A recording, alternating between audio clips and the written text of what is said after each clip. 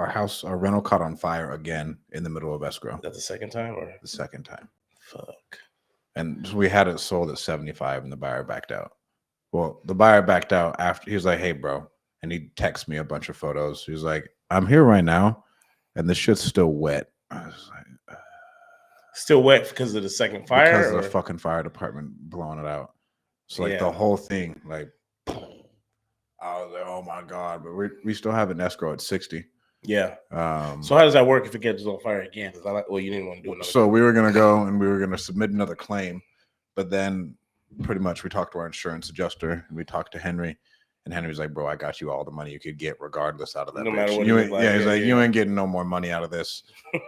And he was like, "2 fires, so do we double it?" Right. That's what I was like, "Bro, there's 2 fucking fires. This house is fucked. I just lost 15 grand." Yeah. And he was like, "Bro, nah, it is what it is. It is." And the insurance adjuster was like, "It is what it is.